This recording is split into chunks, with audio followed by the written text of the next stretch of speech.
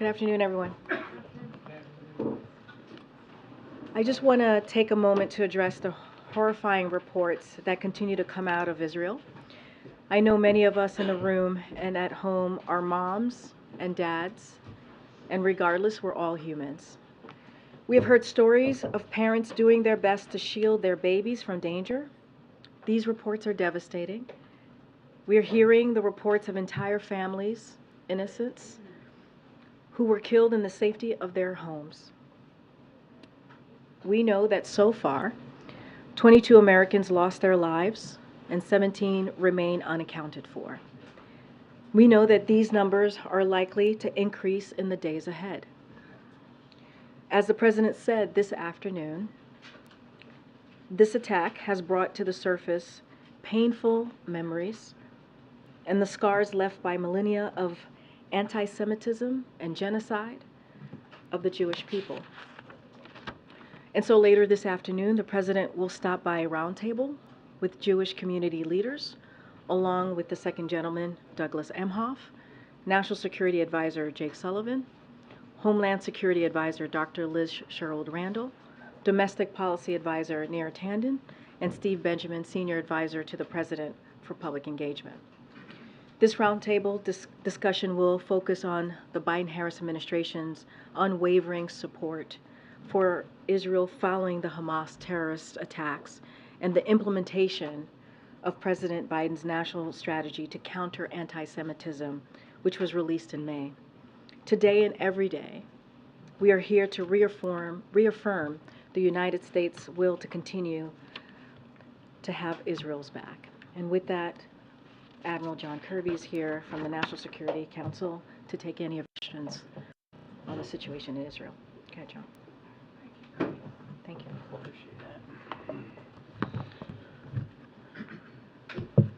Good afternoon, everybody.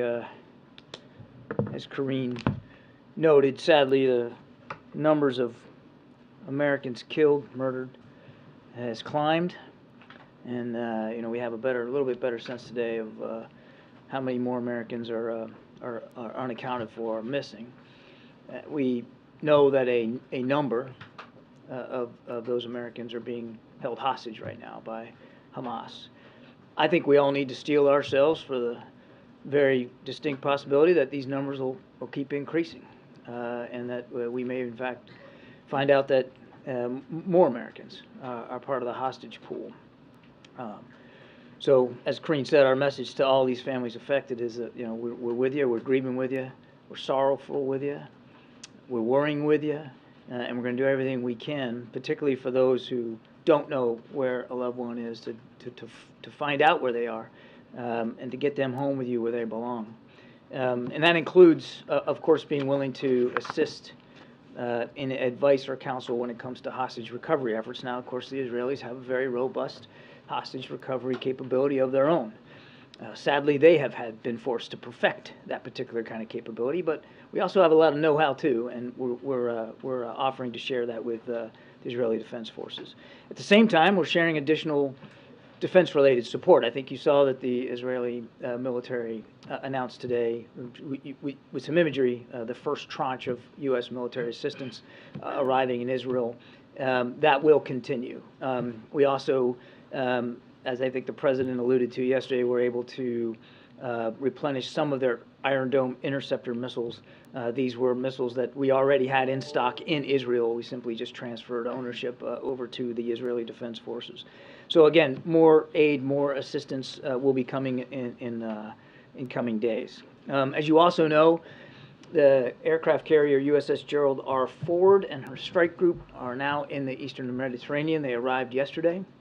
They are there for deterrence purposes, to make it clear to any would-be actor, organization, group, terrorist network, nation state, anybody who thinks that with hostile intent towards Israel, that this is the time to widen and expand the conflict, that we will take our national security interests seriously. I would also note that the USS Dwight D. Eisenhower aircraft carrier and her strike group will be departing on a pre-scheduled, long-scheduled deployment to the European Command Area of Responsibility. They'll start that deployment in the coming week or so. They will be going initially across the Atlantic and into the Mediterranean, where they will be available if needed. Now, no decisions have been made. I've seen some press reporting out there that we've already made some kind of final decision that a second carrier is going to be placed in the Eastern Med. No operational decisions like that have been made, but she will be heading in that direction. Her ships will be with her, and she certainly will be an available asset if needed. Bottom line is, as I said, we're sending a loud and clear message. The United States is ready to take action should any actor hostile to Israel consider trying to escalate or widen this war. And I think Jake said that pretty well yesterday. We're also going to continue to talk to our Israeli partners about their needs to ensure, again, that they have what they require to defend their country and their people.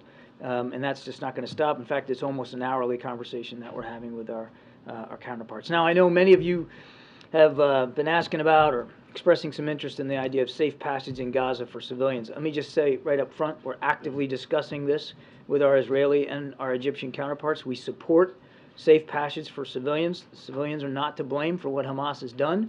They didn't do anything wrong, and we continue to support safe passage. I don't have an announcement to make today. I can't tell you a specific route or a corridor. I just want to make it clear that we are actively working on this with our Egyptian and our Israeli counterparts. Civilians are protected under the laws of armed conflict, and they should be given every opportunity to avoid the fighting. Now, if I could, to Ukraine just quickly. Today, the Secretary of Defense announced at the Ukraine Defense Contact Group meeting over in Europe that the United States is announcing a new aid package, which includes air defense ammunition for U.S.-provided artillery and HIMARS, counter UAS equipment, unmanned aerial systems, to help Ukraine protect their people against Russian and Iranian drone strikes. We're also announcing additional anti-armor capabilities and more than 16 million rounds of small arms and ammunition. As the Ukrainians continue to wage a very tough counteroffensive, and as winter now fast approaches, we believe that it is absolutely imperative, you heard me say before, time is not our friend, that we continue to do everything we can to help Ukraine succeed on the battlefield and claw back some more of their own territory from Russian units on the ground there. This military aid package that we're announcing today is another important signal of our continued commitment to supporting the Ukrainian people, and it utilizes funding authorities that Congress authorized for Ukraine during a prior fiscal year under the Presidential Drawdown Authority. We're obviously going to continue to provide Ukraine with the weapons and equipment they need, but it is absolutely critical that Congress keep its commitment to the people of Ukraine by providing additional funding. We are in active conversations with members of Congress about additional funding for Ukraine and for Israel. And it's critical, again, that we believe Congress sends a clear message to Putin, sends a clear message to the Israeli people that the United States continues to have their back. And with that, we can take some questions. I'll pick first, John. Ask just a little bit of clarification on the 22 Americans who unfortunately been killed. Were all those Americans believed to be killed by Hamas? Were all of them killed in Israeli territory? Or do you know of how many Americans have been killed inside Gaza? I'm afraid I don't. I mean, we know the number is accurate as of right now, but this individual circumstances are not exactly clear. Yeah, this group of 22, it was in Israel, but I don't have the details on every single one. You could certainly consult the State Department. They might have a little bit higher touch because they are in touch, or I know they're trying to be in touch with all the families, but we don't have that information. If I can just quickly, all signs suggest that Israel will begin possible ground invasion relatively soon. I know you talked about safe passage, but has the U.S. done anything to dissuade Israel from moving ahead with a ground offensive? And if it does move ahead, has the president or administration officials directly asked Israel to show restraint in how it goes about such an operation? We're going to let the Israelis talk about their military operations, particularly in the future tense. I mean, we don't even talk about our operations in the future tense. So I don't want to get ahead of where things are. And I certainly am not going to talk about Israeli military planning, so I'll let them take that. You heard the president talk about this a little bit yesterday, this idea of you're asking about restraint. I mean, nobody wants to see any more innocent life lost. None. Nobody, no matter who you are. If you're an innocent civilian, You didn't cause this. You didn't ask for this, and you shouldn't be having to fear for your life. Nobody wants to see that happen. And I think it's important to remind that, especially on the Palestinian side, Hamas is directly endangering their lives, headquartering themselves in hospitals and schools, residential buildings, using the Palestinian people as human shields. They didn't ask for that either. And Hamas doesn't speak for the majority of the Palestinian people or their aspirations for peace and security. I think that's an important place to start this conversation. Unlike the United States, unlike Israel, as the president said yesterday, who have respect for the rule of law and the law of armed conflict, and respect for human life, Hamas has none at all. So again, we'll let the Israelis speak for their military operations. Our focus squarely right now in these still early hours, and they are early hours, is to make sure that the Israelis have what they need. I just want to clarify the numbers here. I think, Karine, you just said that 17 Americans remain missing. Is that the latest number? I think yesterday you had said 20. I just want to make sure we're operating off of the same thing. There is 17 that are missing and 22 that are dead. And is there anything you can share with us about anything you know about the condition of the hostages? And also, has there been any kind of communication with Hamas, either directly or with allies or partners, about securing their release? Is there any kind of receptiveness that they've shown even to talking about this issue? So let me take the second one first. Obviously, we're in discussions not only with the Israelis about what hostage recovery could look like, but with other allies and partners in the region. And there are some countries like Qatar that have open lines of communication with Hamas. So of course we're casting the net wide, as you would expect we would. We want to get these all the hostages back with their families, particularly the American hostages, no question about that. Now where they are and in what condition, no.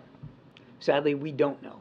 And that makes efforts very, very difficult, again, in these early hours. But we don't know. We don't know where they are. We don't know if they're all in one group or broken up into several groups. We don't know if they're being moved and with what frequency and to what locations.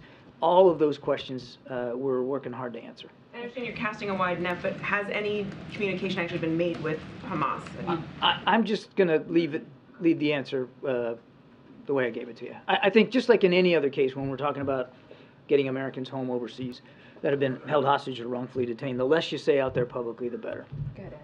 Thank you. And two on this region and one on another in this hemisphere that I know some outlets in this room have questions about. First, on the humanitarian corridor, is it accurate that the Egyptians have rejected calls to allow for one? I think you'd have to talk to the Egyptian authorities on that. Talks continue, or? We believe that safe passage is important, and we want to see a safe passage corridor opened up. We also believe it's important that humanitarian assistance have a way to continue to get to the Palestinian people. And as Jake mentioned yesterday, we're in active discussions with the Israelis and with the Egyptians about that. There's, of course, this ongoing intelligence assessment and now political debate over Iran, what it knew, what it may have done to support Hamas in all of this. Even if there's no direct evidence linking Iran to this specific attack right now, does the U.S. believe Iran needs to pay some kind of a price or be some kind of retribution for having supported Hamas all along up to this point? I mean, the question almost, and I'm not picking on you, Ed, but it implies that that we're just now waking up to the fact that they've been supporting Hamas and Hezbollah and other terrorist networks.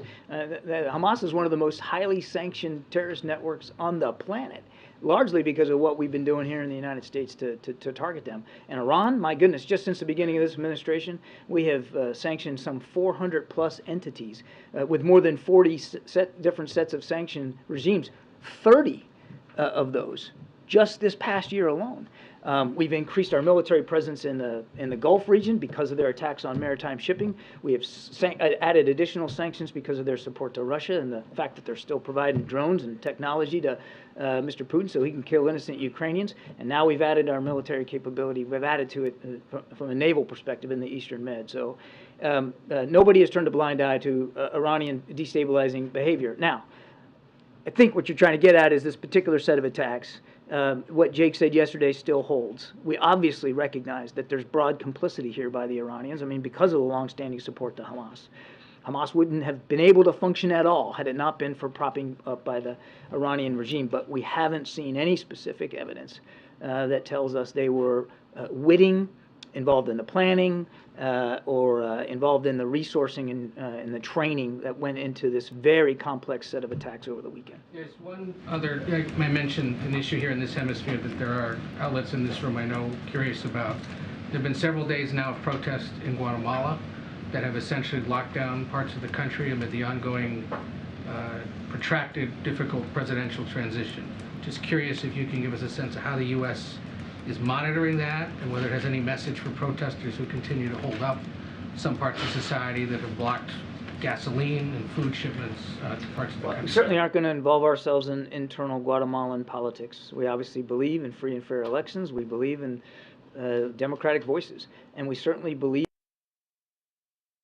people should have the right to protest, whatever they want to do, as long as they do it peacefully and in a way that doesn't put others at harm. I think I'll leave it at that. Good, Jeff. Thank you. John, you mentioned wanting to avoid actors in the region taking advantage of this.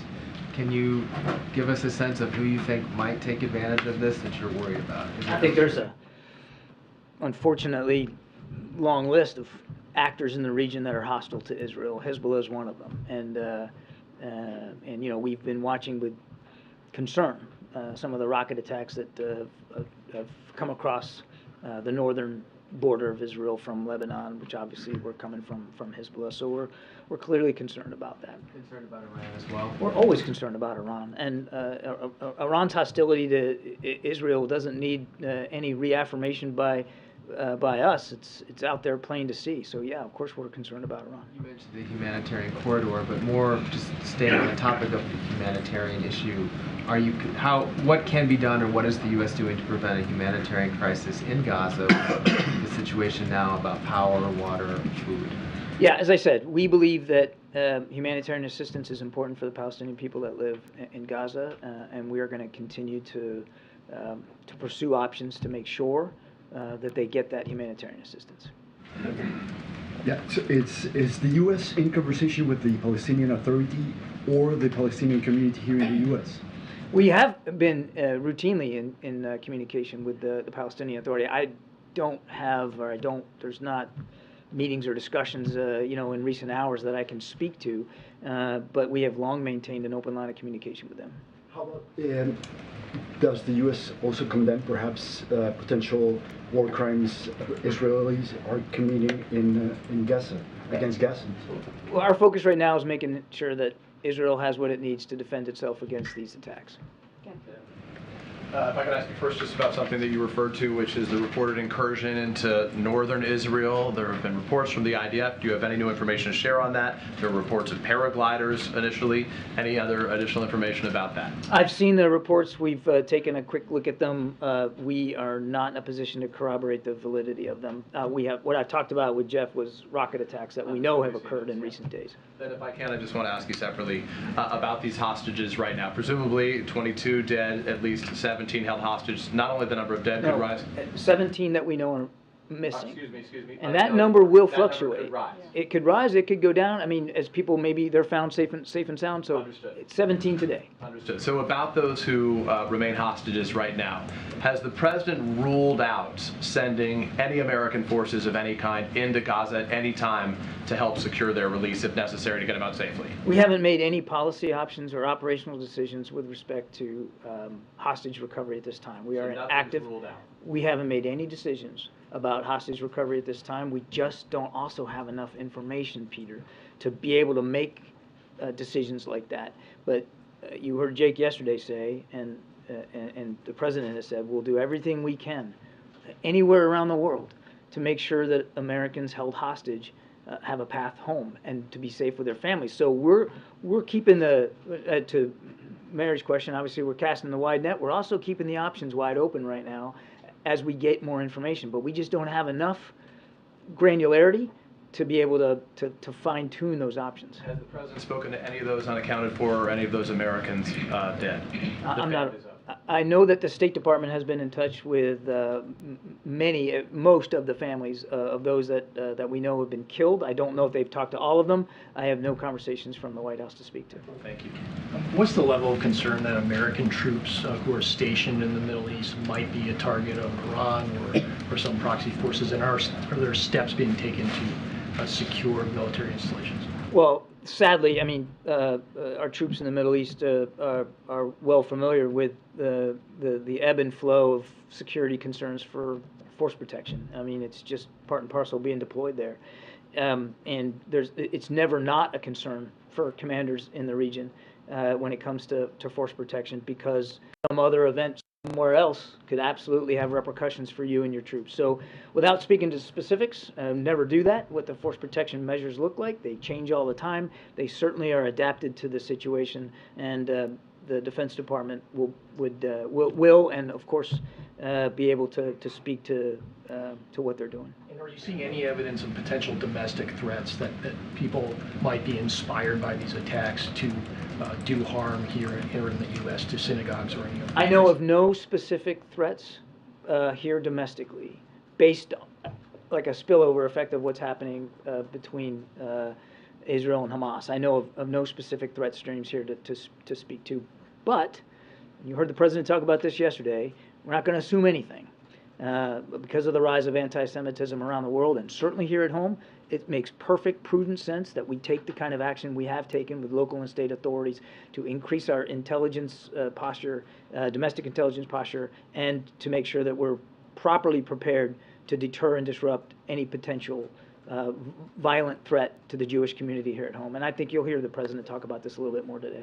Jackie, and then we'll go to that. Thank you, Karine. John, this was a massive intelligence failure. Who bears responsibility for that? You know something, Jackie? There's going to come a time when it's appropriate for us to take a look back retrospectively and see what the intel picture showed us or didn't show us, whether there's any gaps that need to be closed. There's going to be a time for that. And I suspect that our Israeli counterparts will do the same thing. Now's not that time. It's just not that time. Can you speak to the reports that Israel was warned by Egypt? I can't. McCall from Foreign Affairs made that allegation this morning, saying that that was something that members were told on the Foreign Affairs Committee. So has that been discussed at all, or is that something you're looking into? I can't speak to specific intelligence matters. Again, there will be a time to look back at this, as we always do, and we will. Right now, we're sharpening the intelligence gathering and cooperation and sharing with Israel, as we should, since they're involved in active operations, and we're making sure that they get the tools they need. Can you define what the direct link is when you guys talk about Iran not being involved, no direct link? What do you consider to be a direct link? So what I'm referring to there is any evidence that we have that they were knowledgeable of and aware of these particular attacks. Now, of course, as Jake said yesterday, you know, that they were obviously have been broadly aware of Hamas's hostility to Israel and to some of the broad planning that Hamas would do. But we haven't seen anything that tells us they knew specifically date, time, method, you know, that they were witting to this.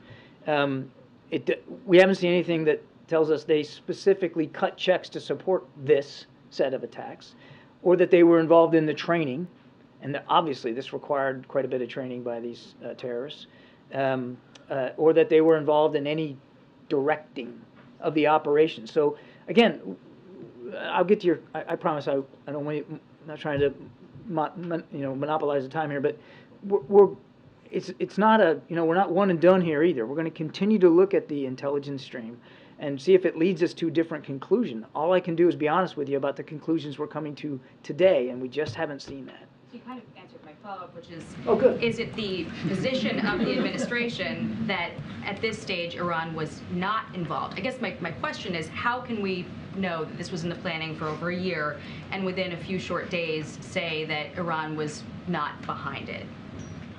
Because that's what we think. Because we've been looking at it. It is the position then? You know, what we think now. Again, we have not seen any evidence specific evidence that Iran was directly involved with these specific sets of attacks.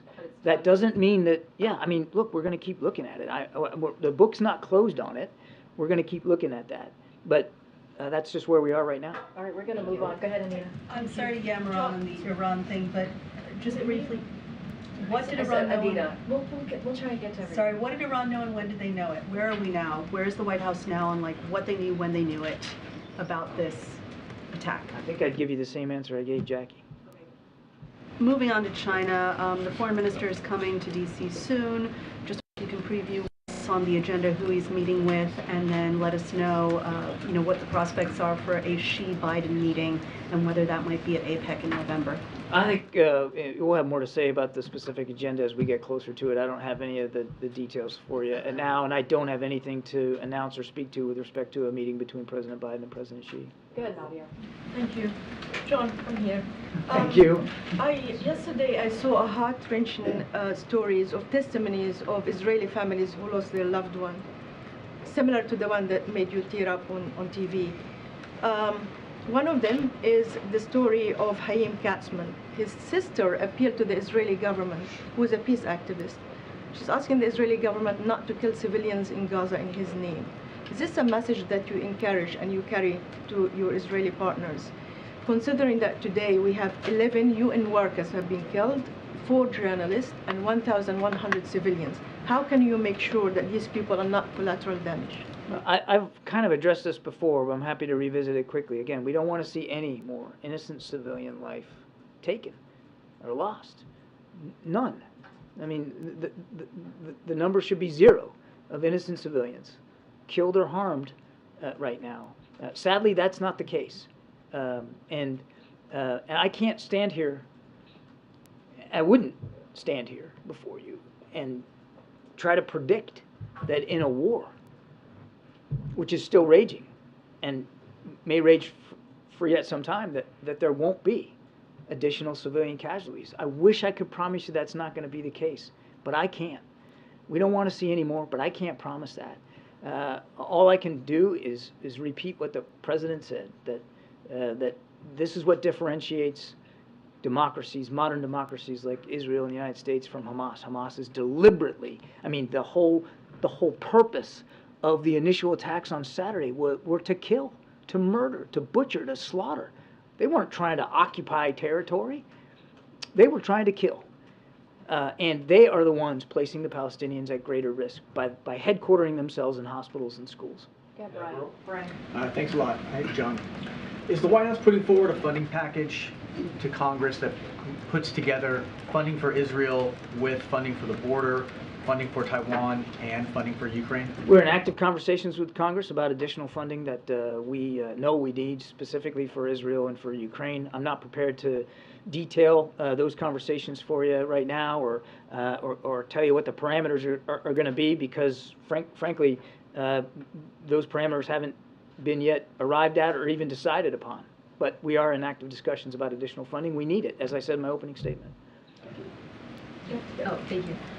Could you give a little bit of an update on what the administration is doing to find out more about the Americans who are being held hostage, and whatever you're able to discuss about what those efforts look like?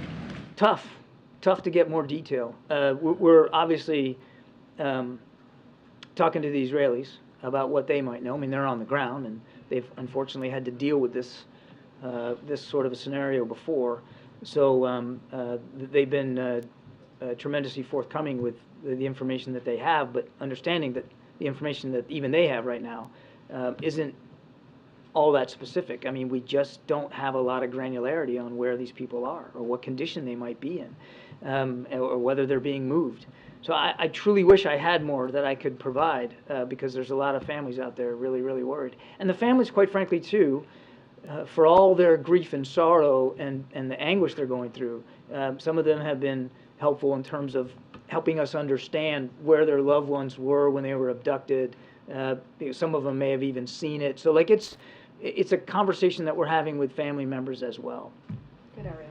Thank you so much. I have a question on the role tech platforms are playing right now. The EU has specifically asked Elon Musk and Mark Zuckerberg to crack down on misleading information related to the attack on Israel. Has the administration had this kind of engagement? Is it making the same kind of demands? I'm not aware of any such discussions with tech companies about that. Thank you so much. The U.S. has been warning since Saturday that hostile parties should not be escalating the conflict at this time. What evidence do you have about whether that message has been heeded? It's not the kind of thing that they, phone in and say, okay, got it. We have not seen to date, we have not seen another actor intentionally try to widen the conflict.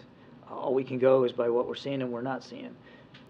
It's important that we send that signal with the arrival of that carrier strike group and with the rhetoric, of course, coming out from our administration. We'll keep doing that.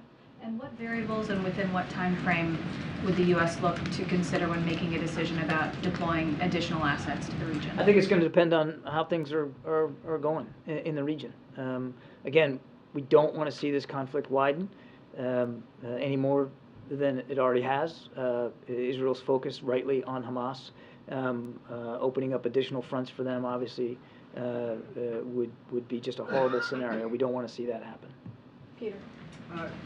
Congressman Lawler just said on TV that they're expecting an announcement within 24 hours about an airlift to the U.S. citizens. Can you tell us anything about that? I don't have any details for you on that. I would just tell you, Peter, that we're in State Department is in active touch with American citizens in Israel. Many of them, as you well know, are dual nationals, to try to make sure that that A, we've got the connection, and B, that we know if they have any concerns, like in the case that they want to leave. So we're in active conversations with Americans on the ground there, and we want to make sure. Right now, there are still commercial carriers, not all, some, flying in and out of Ben Gurion every day. There are still now viable ground routes if you wanted to leave safely out of Israel. That is also an option to you. But neither of those options may necessarily be feasible or affordable to certain Americans. And so we are exploring actively a range of other options to assist if Americans want to leave. I'm just not at liberty now to go into more detail about that. Dual citizens, can you identify, do you know how many of the 22 Americans who have died and the 17 that are unaccounted for, how many of them are dual citizens versus just pure, only American? The State Department might be able to give you that. I don't have that data handy, but as you know, so many American citizens in Israel are in fact dual passport holders. Do the Israelis on decisions on what to do about them that they are in fact mostly dual citizens? I'm sorry, say that. Does that mean that we would defer to the Israelis in terms of deciding what actions to take if they're mostly their citizens? A dual national with an American passport is an American, and we will take seriously our responsibilities to get any wrongfully detained or hostage, American hostage, home to their families where they belong. They're Americans. John, you talked about the Eisenhower leaving on his pre-scheduled deployment to potentially be out there in case positioned near the ford. What about reports about the USS George Washington and also the HMS Prince of Wales? Are they also being readied?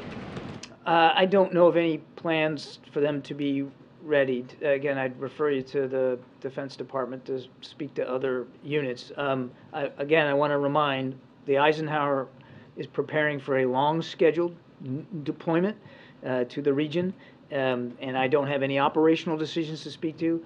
I just thought it was important to put that into some context because I saw some reporting yesterday that seemed to suggest it was a definite decision that she was going to join the Ford. That could happen. I don't know.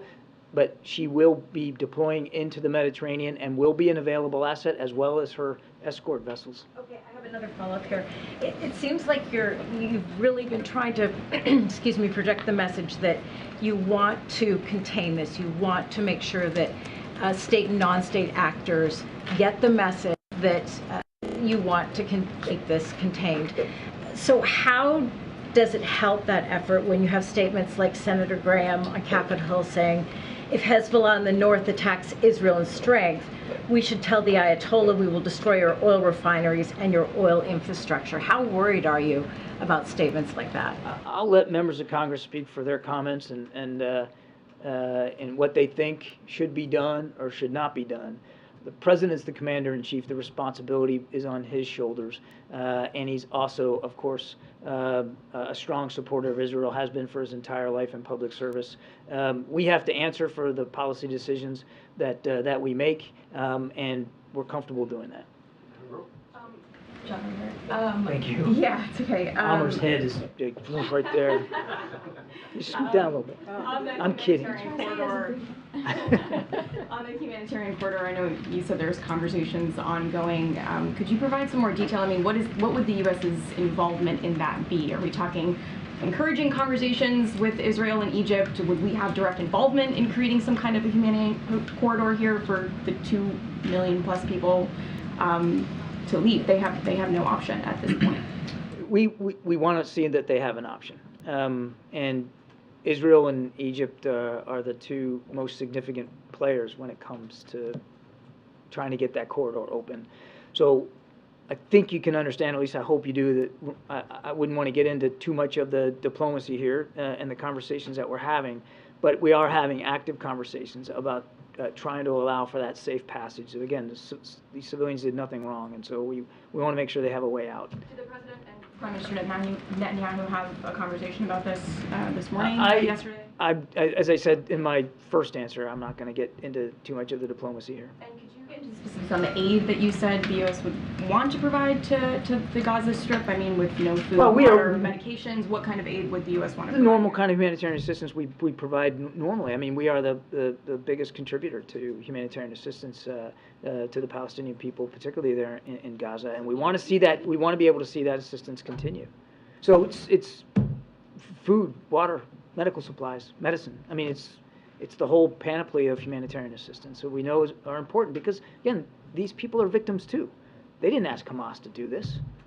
Is there an increase, though, in the amount of aid that's going? Right I don't now? have any new announcements to make in terms of increases. We want to see we are the greatest contributor of humanitarian assistance.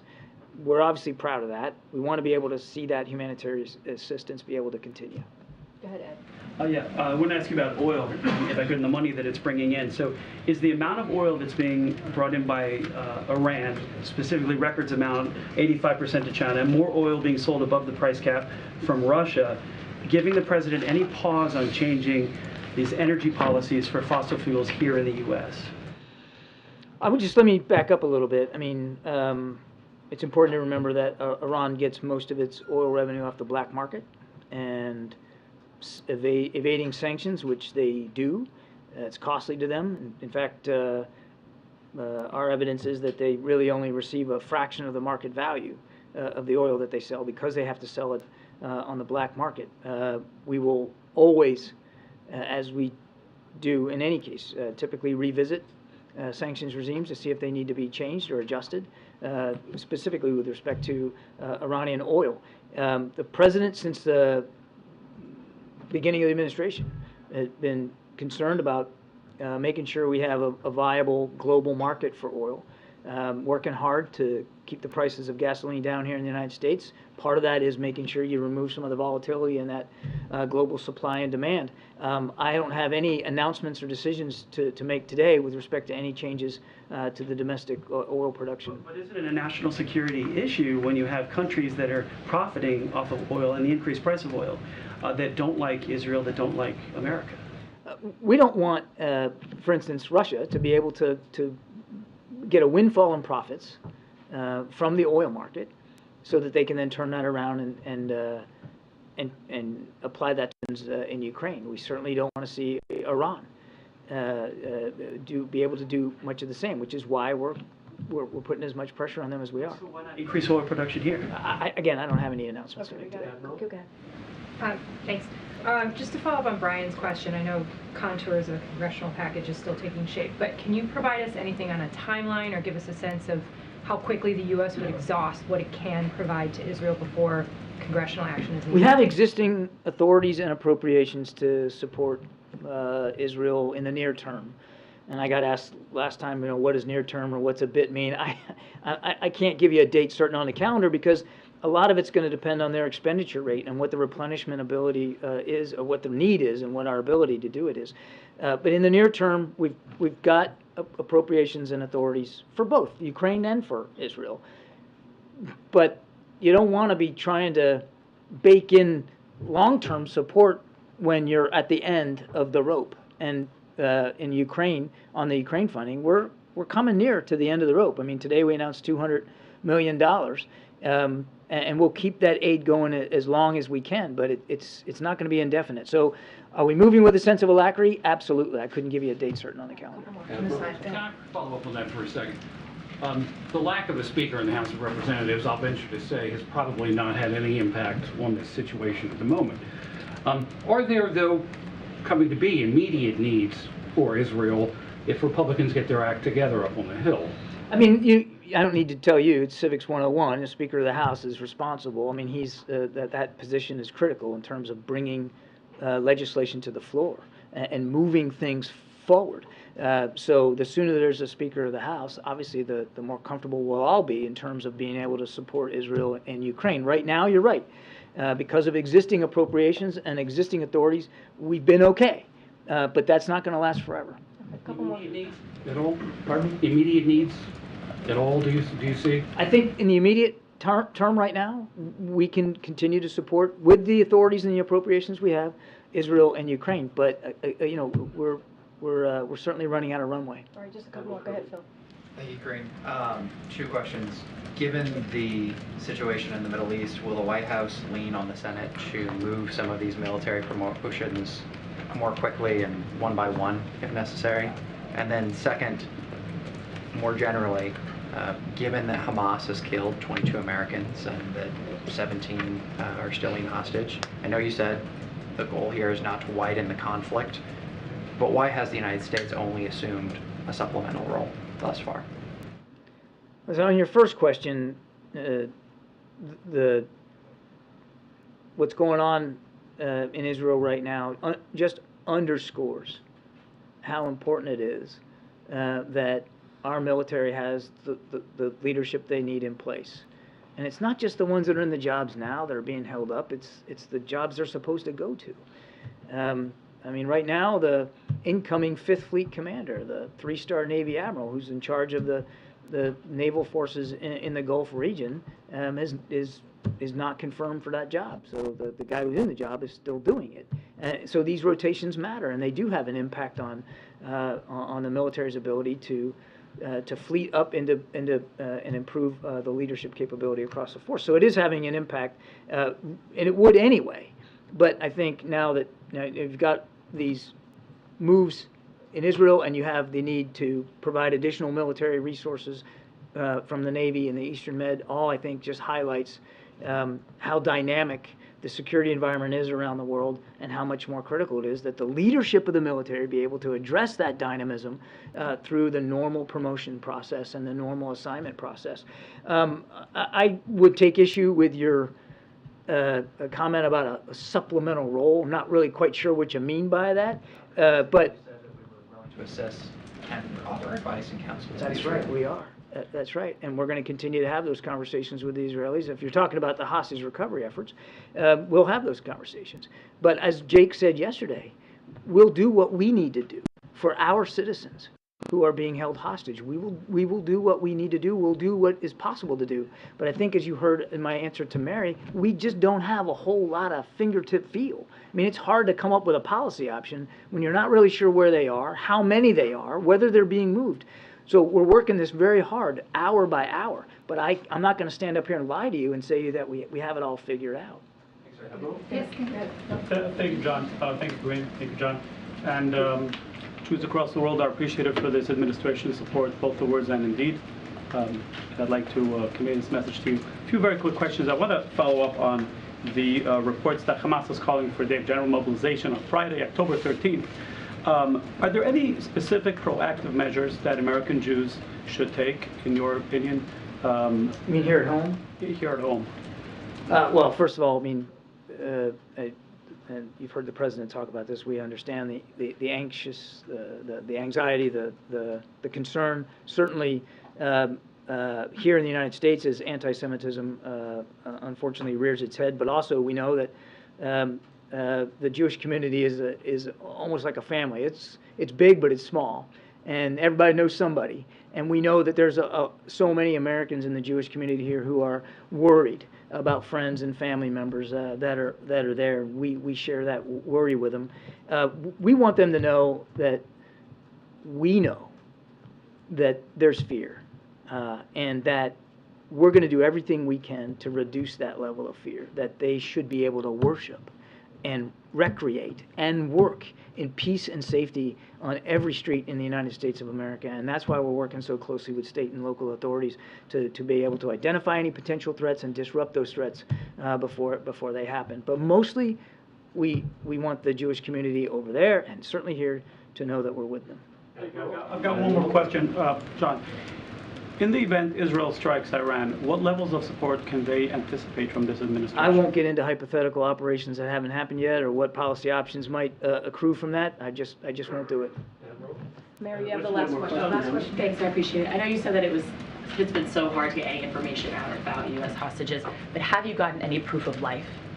I'm not aware of any specific proof of life on any individual hostage. And I would say that of the 17 that Karine talked about that we know are missing right now, and again, this is going to change, but right now we think the number that we know or we believe are held hostage is very small, like less than a handful. But that could change over time. We're going to get more information every single day.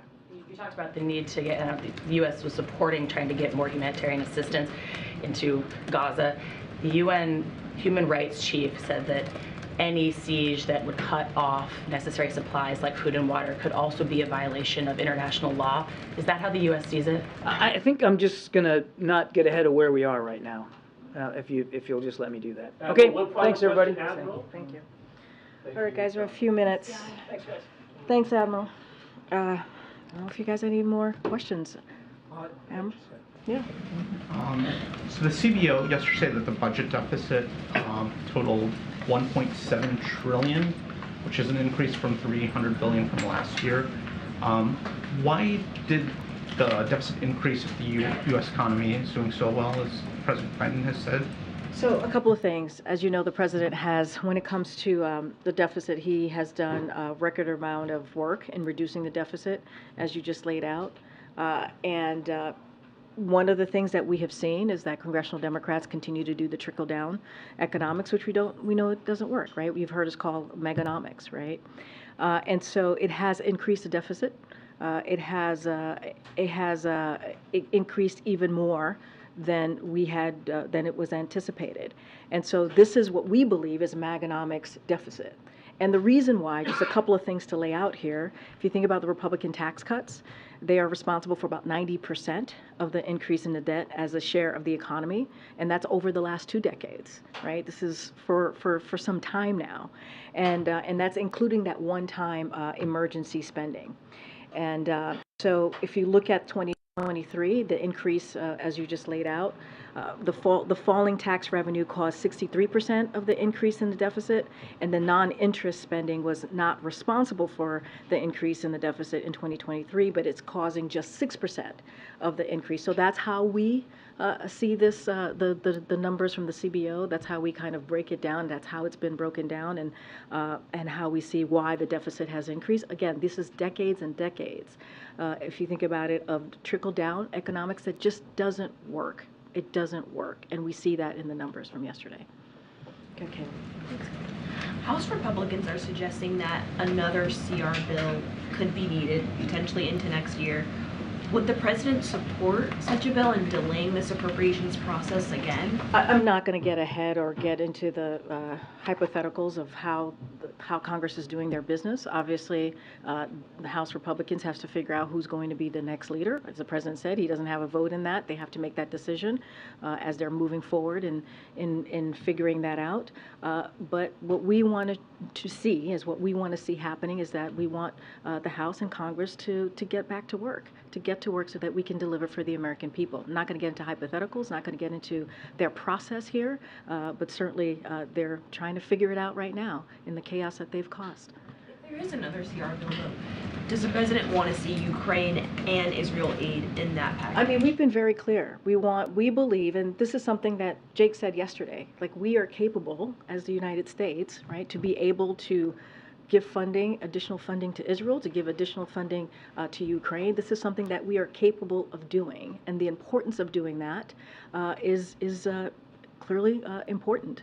I'm not going to get, there's going to be a path forward that the OMB director is going to lay out and see the best way to move forward. I'm not going to get into ahead of that. You heard the president yesterday saying that he is going to, as you just iterated, that he's going to ask for more funding as it relates to Israel. I'm just not going to get ahead of that process. But this is something, again, that Jake said, that we are capable of doing that, capable of providing the assistance that's needed.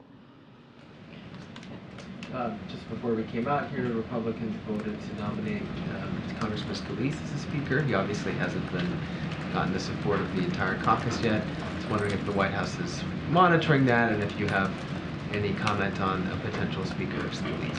Look, I hope that the House Republicans gets their affairs in order and stops the chaos so that we can, you know, they can select the speakers that of their choosing so that we can move forward and do the people's business. We're not part of the process. We're not going to comment about the process. As the president has said, he doesn't have a vote in that process, but we want to see the chaos be done with so that we can deliver on for the American people. As you heard today, the president made a very important announcement on junk fees, right? Something that Americans care about, another way to lower cost for Americans. So the president's continuing, even with the chaos that they're causing on the other side of Pennsylvania Avenue, the president every day is continuing to deliver for the American people, clearly being a leader on the world stage as we're talking about the horrific attack in Israel, as we're talking about how we're going to, the need to continue the Ukraine funding. So the president is doing all of that, and we're waiting. We're waiting for them to get their business in order. Okay, Kayla. How soon after House leadership gets settled is the administration prepared to send a new supplemental request? I don't have a timeline for you. I think the president said next week, right? He mentioned next week as it relates to Israel and when the Senate gets back. I just don't have anything specific or any details to lay out on the exact timeline. And how closely does it hew to what the administration put forward in August with the addition of new funding for Israel? Again, we're going to try and figure out the best path forward. I just don't have anything specifics to lay out at this time. Go ahead. Thanks, Karine. Do you have a list of attendees for today's meeting on anti-Semitism? So we'll have a list for all of you, a readout of that later on. It's about, I believe, 20 leaders from the Jewish community. I laid out the staff, the senior staffers who were going to be participating on our end, and we'll certainly have a more in-depth readout afterwards. Okay. Thanks, Karine. On fees. Most of the fees they talked about are disclosures and don't reduce, but the ones that do reduce, isn't this just a game of whack-a-mole and those fees will pop up somewhere else?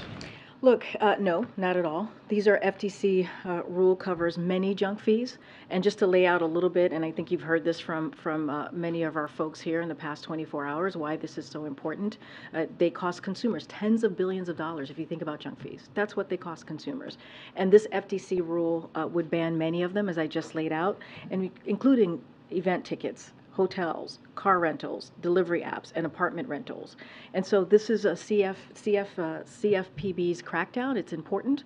The president has been very clear throughout when he talks about his economic plan, he talks about how he's going to move forward to deliver for the American people and lowering costs. And this is part of that, lowering costs, making people's lives, Americans' lives, a little bit easier. So we do not see this as a whack-a-mole. We believe that the junk fees will cover many of the fees that we see out there, as I just listed out. Right behind you, okay? Thank you. This is related to the situation in the House, but is it the view of the White House that the Gang of Eight has, the intelligence Gang of Eight that receives the top-level briefings from the executive branch, has 8 members, or is the Speaker pro tem, Mr. McHenry, getting the security briefings at the very top level, or are there effectively only 7 members with the speaker being vacant? I would refer you to this, to the Speaker Pro Tem. I don't have that information for you. I would just refer you to his office. All right, I'm going You to haven't called on me in 2 seasons, Karine. And not calling on you today. Go ahead. Go ahead, sir. You should be ashamed Go of ahead. that. Go ahead. That shows Go ahead. disrespect to a free and Go independent ahead. media. It's a black I'm one gonna of our close. country's largest and most widely read newspapers, Karine. That shows contempt for a free and independent press. Go ahead. I'm calling on somebody who I haven't called in a long time as well. Go ahead. Thanks. Why wasn't the president originally scheduled to attend this meeting with this roundtable later this afternoon? It wasn't on the guidance from yesterday when it was published. Well, as you know, the president tends to do drop-bys on the day of. The president's schedule has been incredibly busy over the last couple of days, as you know, right, with the situation that's currently happening in Israel, with making calls, meeting with his NSC team, and he believed, because the leaders were coming in, that he wanted to drop by and have a conversation and say that we are there with them. This happens all the time. It's not unusual for us to announce a drop by, and so this is what you're seeing today. And we believe this is going to be incredibly important for the president to be there with the Jewish leaders in the communities, and so it's important. It's going to be an important moment. Is there anything you can tell us about this incident that happened with Congressman Van Orden and White House staff? Apparently he was belligerent during the briefing on the attacks in Israel, was shouting profanity at them. Is there anything you can tell us about that incident? No, I don't have anything to share beyond what you're reporting or the reportings from out of that. All right. No, we're going to go because we have to get ready for the Jewish leaders. Question about Jewish. Thanks, everybody. Thank you, Karine.